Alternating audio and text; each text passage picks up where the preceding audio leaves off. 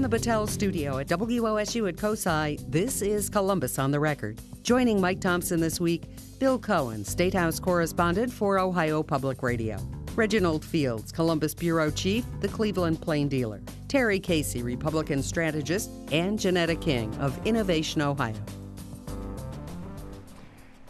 Here in Ohio, the first presidential debate cut President Obama's 8-point lead in half. Democrats feared, and Republicans hoped, another poor performance by the president would tip Ohio in Mitt Romney's favor. While his margin of victory was not as large as Romney's was in the first debate, most believe the president won round two. Some of the issues debated were the same as the first debate, but others got more play, including this one, which is of major importance to Ohio voters. And I know he keeps saying, you wanted to take Detroit bankrupt. Well, the president took Detroit bankrupt. You took General Motors bankrupt. You took Chrysler bankrupt. So when you say that I wanted to take the auto industry bankrupt, you actually did. And I think it's important to know that that was a process that was necessary to get those companies back on their feet so they could start hiring more people. That was precisely what I recommended and ultimately what happened. Let me give the president a chance to go ahead. Candy, what Governor Romney said just isn't true.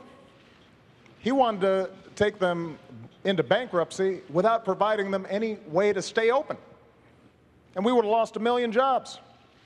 And that, don't take my word for it, take the executives at GM and Chrysler, some of whom were Republicans, may even support Governor Romney.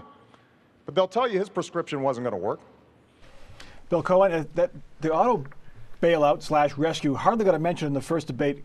A lot of play in the second debate, but does Mitt Romney's defense of his position, is it effective, do you think? I think it's a tough sell because it's kind of a theoretical argument. His option wasn't taken.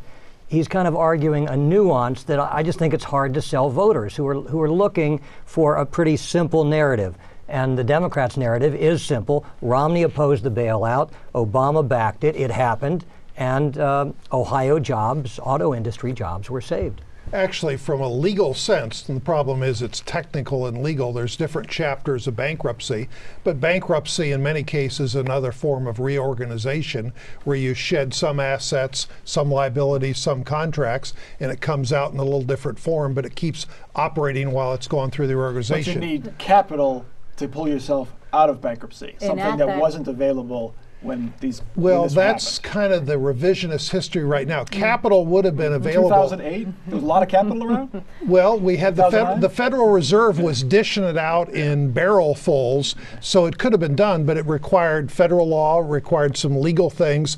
But bankruptcy, reorganization, they're basically one and the same. And I think if from the beginning he had articulated that point better, because remember, under the GM and the Chrysler reorganization, lots of dealerships, lots of plants, including in Ohio, a lot of Delphi employees got screwed in the Warren area and the Dayton area. What Mitt Romney was proposing there was not an option in 2008. There wasn't that access to private capital. And I don't know what it's going to take to put this issue to bed, but the CEOs of our auto companies now are even saying that absolutely needed to happen. And we are seeing the numbers that we're seeing today because of that auto rescue.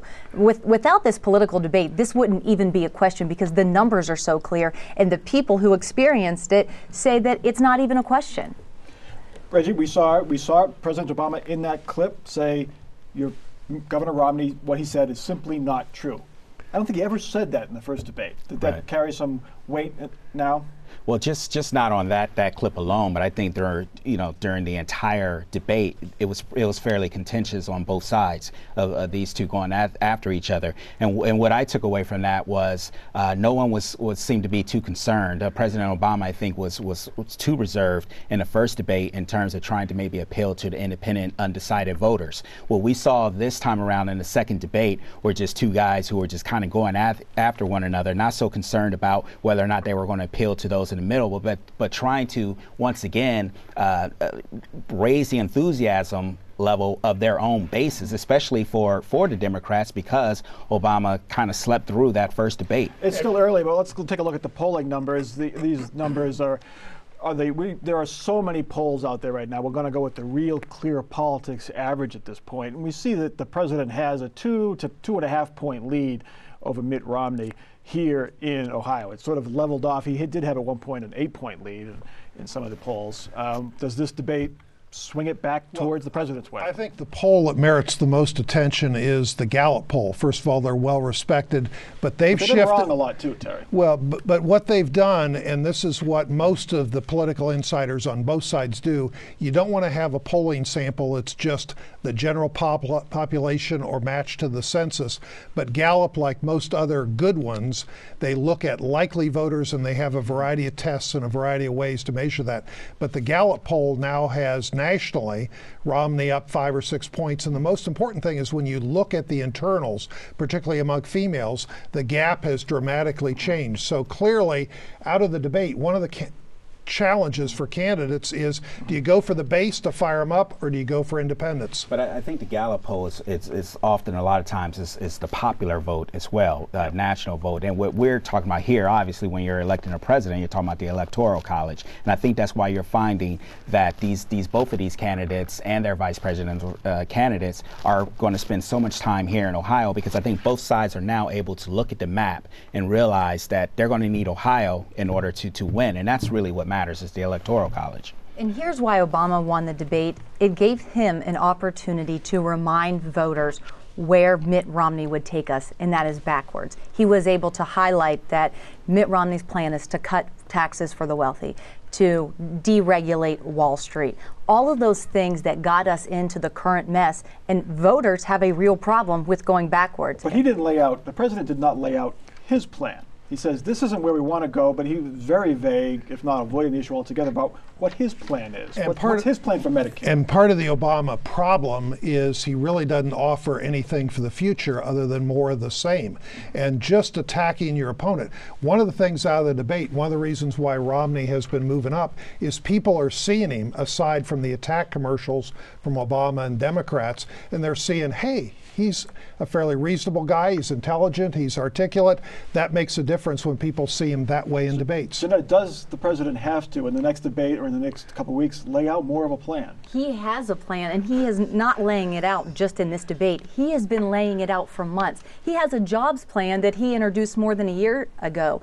And the problem is the Republican-controlled Congress will not give that jobs plan the light of day. But you can go on his website and you can see not only his jobs plan, but you can see how he's going to balance the budget in a very specific way with credibility that Romney doesn't have on this issue. Speaking of jobs, Bill Cohen? Well, this next debate, the next and final one, is on foreign policy. Yep. You'd think Obama would have the advantage because he, of course, gets all these secret briefings from the CIA.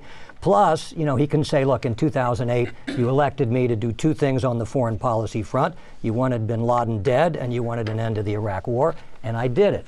But, of course, the problem is that sets up higher expectations for Obama in this third debate. And if Romney does well, he may be declared the victor. Who knows? Right on this one. Well, I mean, I think one of the reasons why you saw the polls have switched is because the Republicans began to focus squarely on the economy and jobs. And really, that's what it really comes down to, is what people believe or who they believe is going to do a better job on the economy, regardless if you have a D or an R behind your name. One reason why Mitt Romney is once again in the dead heat with the president is, as Terry mentioned, Romney has shrunk the gender gap, at least in some polls. Now, the polls have shown some widely differing results, some showing the president with a sizable lead still among women, others showing Romney basically tied. Now, here's a CNN poll. Now, this poll was before this week's debate. It shows President Obama with a 20-point lead among all women surveyed in Ohio. But if you look at only white women, Mitt Romney's gender gap shrinks considerably. He goes from a 20 or 22-point lead down to 6. That's the margin there between the president and Mitt Romney. Janetta King, is this not only going to come down to the women's vote in Ohio, but the white suburban women's vote? And how does President Obama stem that tide? Well, back to the last question of the debate, I think the debate was significant in terms of how women see these two candidates. And unfortunately for Mitt Romney, he really blew it with women. And I'm not going to be talking about binders. I don't want to talk about that issue. I want to talk about something else, because this is what women heard when they were listening to this debate. They heard a very sincere question from a young woman who asked about equal pay and what are these two candidates going to do. And they heard one respondent say, my very first bill that I ever signed was to make that right. And the Lilly Ledbetter Fair Pay Act. And then they heard another candidate refuse to speak to that issue. And Mitt Romney is going to need women. Women vote in larger numbers than men, and in the battleground states. So why is states. that gap shrinking, though? I mean, prior to the debate, I mean, these issues really his stances on abortion, on contraception, on other issues really haven't changed, but he was becoming more appealing to women. I think that I don't know if those numbers are before the debate. Before, yeah. I think after the debate, if that was happening, this debate absolutely changed things. Well, for I'm going women. to differ, because you can say words, but when you look at Mitt Romney, part of his answer was not just my rhetoric, my talking, reading off of a teleprompter, but what he did as governor of Massachusetts in terms of the hirings and the pay. And if we had a media that really worked and did some investigative things, they would see that at the White House, the pay scale between men at the higher level versus women, and same thing on his Senate staff, men were paid much higher than women. And if reporters would go and dig and look at those things, they'd see that he's basically a hypocrite. But I don't think that women have warmed to Romney because of policy stands. I think it's just his image, especially in that first debate. He came off a lot more sincere than the wooden robotic image that we've had of him. And then there's a TV ad with Romney where he's just talking to the camera, and they did it all in one take. Well, at least there's no editing within it. They might have done 20 takes before they got this one. But he looks good, he looks sincere, he looks calm, he looks gentle, and I think those are things that women have liked. Reggie, Gallup says that the #1 issue among women in this race is abortion. Does that surprise you, given the economy the way it is, and how few women, percentage-wise, are directly affected by the abortion issue while everyone's affected by the economy? It doesn't surprise me in a sense that, the abortion issue is a women's rights issue. And so because it's an issue of personal rights, that doesn't surprise me. I mean, if any individual, whether it's a women's issue, a men's issue, or if there's an ethnical issue or something like that, in terms of a right, if people feel like their rights, their personal rights are somehow being violated, then sure, it doesn't surprise me at all that maybe that would be a primary issue. And up until recently, that was all we were hearing in terms of the women's issue was, what Republicans across the state, certainly here in Ohio, have been trying to pass some bills earlier this year on women's reproductive rights issues, the heartbeat bill, different bills like that. And certainly, so it doesn't surprise me that issue was front and center. But I still think that, at the end of the day, it always comes back to your, at home and the economy and jobs and things like that. And I think maybe that's why we've seen the gap close just a little bit. And I'd agree with Reggie. I mean, the checkbook, in many cases, it's the women worrying about each week, each month, needing to pay the bills, how much money's in the checking account. And this economy, I mean, even Obama, he started out 2 straight years, Democrat Congress. He got everything he wanted, including the stimulus bill. Why is Mitt Romney running an abortion ad in Virginia now, then? If the economy is #1, I mean, the economy gets a mention in this ad, but he's worried about the abortion issue in Virginia. I haven't seen that ad, but I mean the ad that I've seen, the one you sent out, involving women who worked for Mitt Romney in Massachusetts, and how, like his chief of staff, he was concerned about the work schedules because women have a different work schedule sometimes than men do.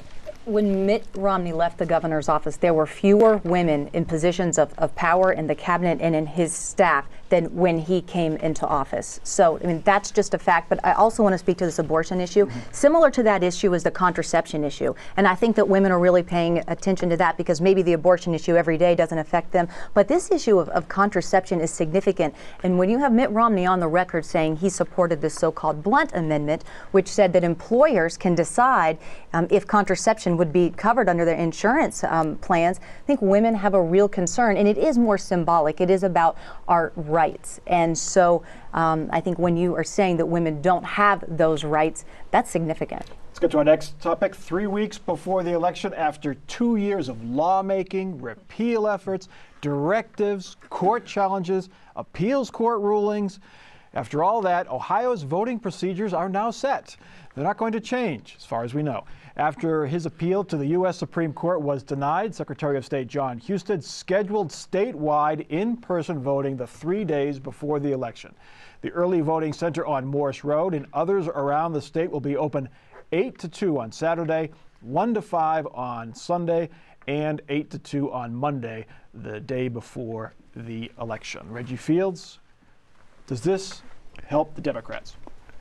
Sure. I mean, the Democrats are the ones who brought the lawsuit, so obviously they feel that it's just something. It was actually the Obama campaign that brought the original lawsuit. And what we found or if you go back and look in 2008, what we found at our newspaper is you found that the heaviest voting in that final weekend, those last 3 days, was done in heavily Democratic areas such as Cuyahoga County. And so absolutely, that's what the Obama campaign saw before. I mean, he won Ohio narrowly in 2008. So presumably that was a boost for him then. And certainly they brought the lawsuit this time around to try to make sure it was open up and they were successful. 9,000 votes cast in the last 3 days before the election here in Franklin County in 2008. So there were long lines. They kept open the Sunday before the election. They stayed up until 10 o'clock because there were 1,000 people in line at 5 o'clock. Well, but one of the what I call bait and switch deceptions, if you look at 08,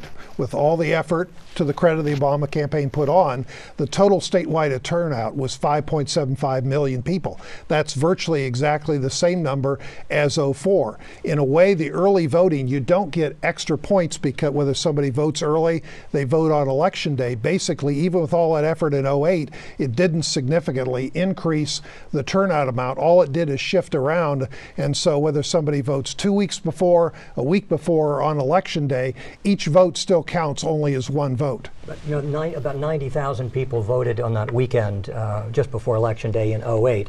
And, you know, obviously if they didn't have that this year, a lot of those people would have shifted earlier or mailed in. But there would still be some who, the same types of people who would not vote at all, and I think that's a definite advantage this time around to the Democrats. It's been a close race, In these last 2 months have not been proud days for Ohio. It did take 3 federal courts to put this to rest. And this early voting intimidation is not over. Now we are seeing billboards right here in Columbus pop up in minority communities warning voter fraud, you could go to jail. It's all just very, very shameful. Well, the shameful part is when you use the word intimidation. Wednesday I was up in Cleveland at the Board of Elections, 30th and Euclid in Cleveland. There were no attack dogs, fire hoses, anything to stop people voting. It was open, people could vote. It was easy by mail, easy in person. This is all part of the Democrats' spin to make it sound like somebody's trying to stop you from voting. People have got plenty of opportunity to vote, including 13 hours on election day from 6:30 in the morning to 7:30 at night. People have got the chance to vote, but it's all part of the Democrats' spin that you're being oppressed. Spin or not, though, the Republicans and John Husted have spent a month fighting this early voting, in-person early voting. Democrats have railed against these rulings. Now they not only have lost the court fight, they're going to have the early voting that Democrats can use to go out. Are Republicans now really behind the 8 ball in this fight? But the real reason is John Husted wanted consistent rules in all the 88 counties and the hours, and haven't been on a board of elections for 14 years. If for some reason on election night, because they were too late trying to do this the day before and they didn't get things run properly on election day, then they'd say, well, he did a lousy job running the election. You've got to administer the election in a smooth, consistent manner. And spin or not, I mean, it still came down to an issue that looked like it was pitting the Democrats versus the Republicans every step of the way. And so it does come out, it appears that way. It was a bad month. This past month has been a bad month for John Husted. I mean, he's kind of pushed this, whether it was his idea to do it or it was his party's idea to do it, and it didn't work because they ended up with, the voting being open to everyone, not just the military families. The one good thing you could say for John Husted this month is 1.4 million folks have asked for absentee ballots by mail. Janetta, how does this affect the race? Because more Republicans tend to vote by mail than inner city folks who like to vote in person. Does that help the Republican cause? We'll have to see how the numbers play out, because the early vote numbers are looking good, in fact, for the Democrats. And there are several polls that have looked at this. And on the conservative end, the Survey USA poll said that Obama has a 19% advantage coming out of early votes. So going into Election Day with that kind of advantage, I think will be very, very good for Obama. To John Husted's credit, he mailed out to every voter, every one of the 88 counties, not just something where Democrat commissioners targeted in the Democrat counties. Everybody got an equal shot at, hey, you can vote early by mail.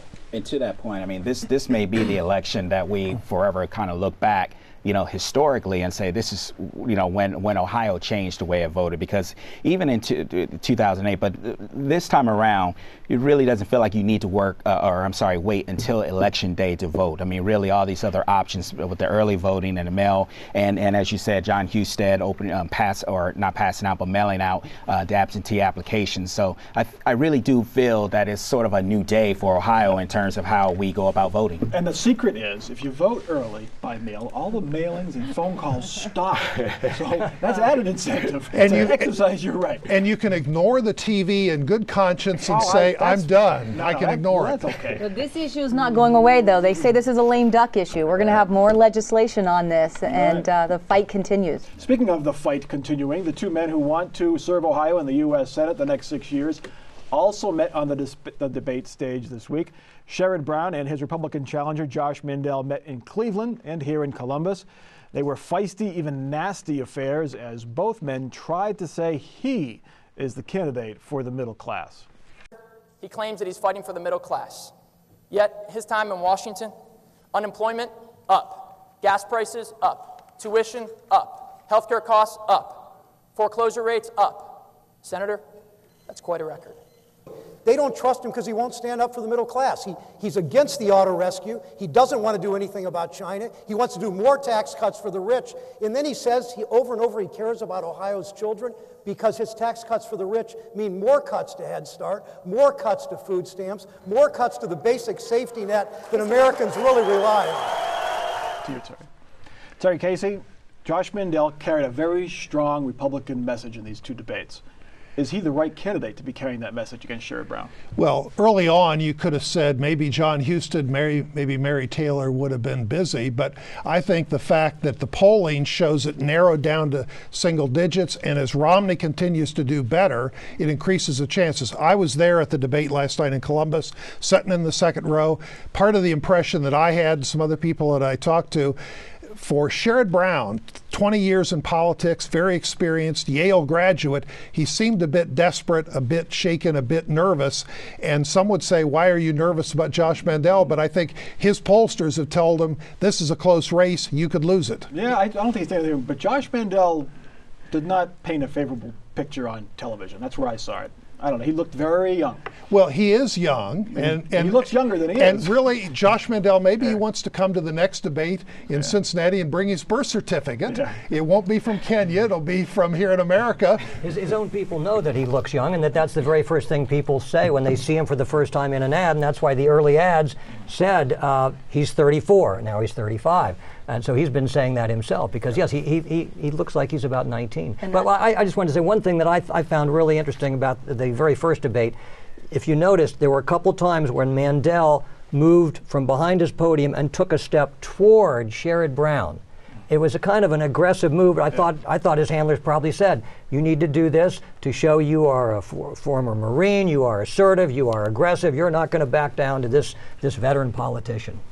Well, I'm not going to hold anything against him on the youth front, but I will say some of the words that I heard are words like robotic coming off of this debate and how Josh Mandel represented himself. One of the things I was struck by is he said that he's going to go to Washington and maybe buck his party. You know, I'll do what I want to do. And I looked back at the 2 times when he was a state legislator that he bucked his party. It was to continue to allow cockfighting in Ohio and to vote with the payday lenders to allow them to charge 300% interest rates. Reggie, I want him voting with his party. Reggie, the line that people are going to remember is when he called Sherrod Brown a liar. All right. Politicians don't use that L word unless they're using it for liberal. They never say liar. They say you stretched the truth, you've misled. But he called him a liar almost to his face. He was looking at the camera instead of to his face, but he called him a liar. How's that going to play? That struck me as well, and I was really surprised by that. He did that in the first debate as well. He said that you have lied to Ohioans, and then the second debate he flat out called him a liar. And I don't know how that's going to play. I mean, certainly he wants to look more aggressive as to address the age issue that we've already talked about.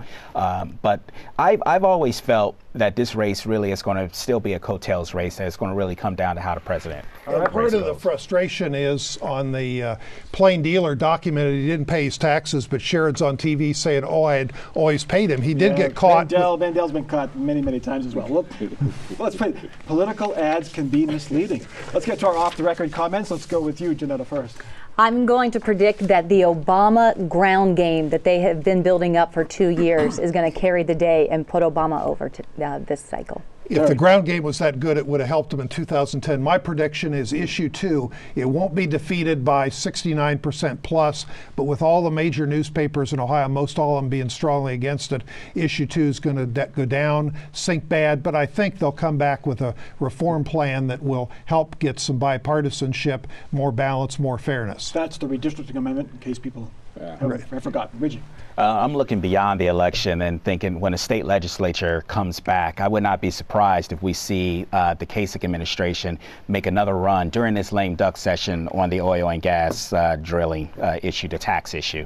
Okay. And Bill? Well, piggybacking on that, I was going to say if you're sick and tired of this debate over taxes, we're going to have another debate in Ohio starting January. But in addition to that, the fracking, Kasich is dead set on lowering the state income tax, and we're going to have Democrats howling. It's going to only help the rich. It's going to be basically a repeat debate. All right. That is Columbus on the Record for this week. We urge you to check us out online. We have streaming video of all of our episodes. We also have Facebook and Twitter links there, and our blog as well, wosu.org/COTR. For our crew here at WOSU at COSI and for our panel, I'm Mike Thompson. Have a good week.